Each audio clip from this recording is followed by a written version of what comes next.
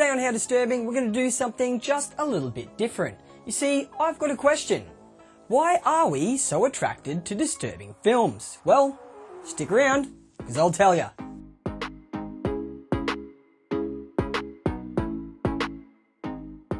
Hey, welcome back to another episode of How Disturbing. I'm your host, Billy Bogues, and as I just mentioned, today's episode is going to be just a little bit different. You see, I'm about to spend 10 minutes talking about why we as a species, with access to puppies and pancakes and Pixar, we still choose to watch films where people suffer, scream, and slowly descend into the echo of madness. I mean, let's be real. You could be watching the Great British Bake Off, but instead, well, you're here.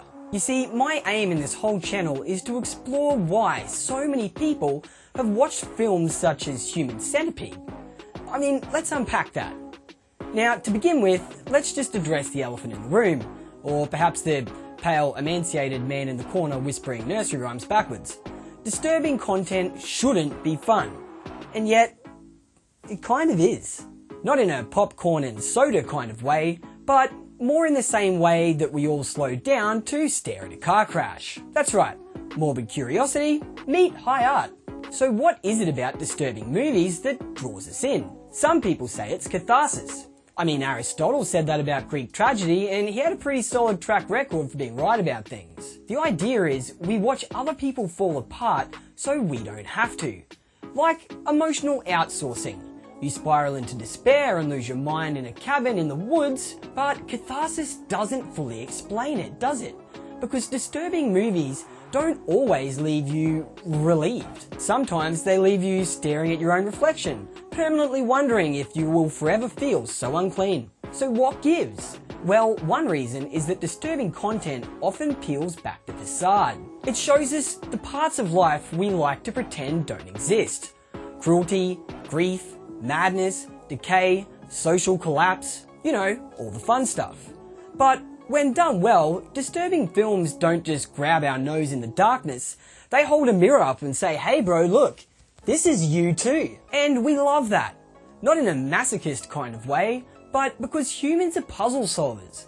We want to understand the monster under the bed, especially when we suspect that it's got our little nosy. But here's where things get interesting. When we think disturbing movie, most people automatically think horror. Blood, guts, creepy children doing weird things with their necks, you know, my average Tuesday. But let me make a bold claim, ladies and gentlemen. You see, I think that the most disturbing films made aren't horror. Horror movies can be disturbing, sure. But the truly great disturbing films often masquerade in other genres. Dramas, thrillers, psychological character studies. I mean, I've even found some super messed up comedies. Take, for example, the movie The Wall. I mean, that's technically a war film. We need to talk about Kevin? Well, you're looking at a family drama. What about Dogtooth? A coming-of-age movie about what would happen if your adolescence existed in a sealed Greek compound governed by insane rules and linguistic confusion. The real point is, emotional disturbance sneaks through the side window. It doesn't necessarily walk right up to the front door and start banging. And why? Well, because when a film isn't labelled horror, we don't embrace ourselves in the same way. We let our guard down. We expect empathy and realism and maybe a lesson about the human condition. And then bam! It hits you with something so quietly monstrous that it lingers. You see, that's the difference. Slashers, well, sure, they'll make you jump, but a really, really good disturbing film will leave you thinking about it 3 days later in the middle of a work meeting. I'd also argue that horror as a genre often comes with a kind of safety net. It operates in a heightened reality. It's like there's a tacit understanding between filmmaker and viewer. Don't worry, none of this is real. You're gonna be okay. But disturbing dramas offer no such comfort. They stare you down with the dead-eyed intensity of a DMV worker at 4:59 PM on a Friday. They say, oh no, it's not like this could happen. It's like this did happen. This will happen. This has happened to someone out there. This exists, and that's what makes it so unsettling. It crawls under our skin because we know that it's possible. But back to my central question. Why do we seek this out? I think one reason is that watching disturbing films makes us feel brave. Not like a running into the burning building kind of way, but emotionally brave. Sitting through Saltburn or Midsummer gives you a feeling like you really achieved something. Maybe something akin to running a Tough Mudder. That's right, we feel good because we survived. And afterwards, you've got something over everyone else at the dinner party. Oh, you've seen Oppenheimer? That's cute. I just watched a Serbian film which I'm worried I can actually never legally describe. And let's be honest, some people just really like to suffer in a safe, cozy, contained, closed environment. It's like a roller coaster for your soul.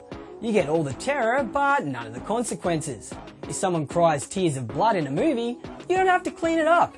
You just whisper, "fucking hell," and keep chewing your red vines. But here's the twist.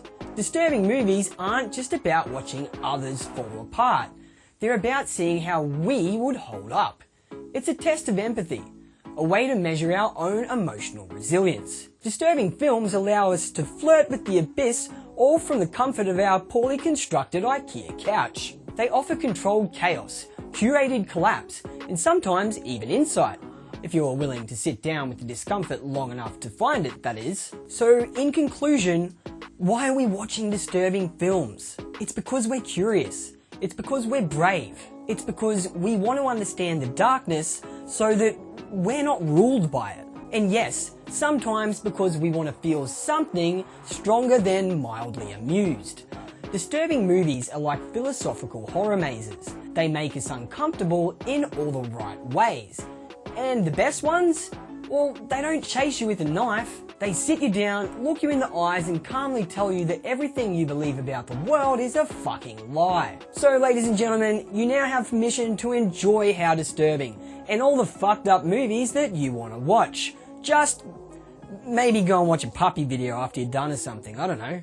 Thanks for watching another episode of How Disturbing, guys. If you like this change of concept, I'm just experimenting, please let me know your thoughts down in the comments, and if you have made it this far, throw me a like and subscribe, it really helps me out. Having said all that, I guess I'm Billy Bogues, and thanks for watching How Disturbing. Peace!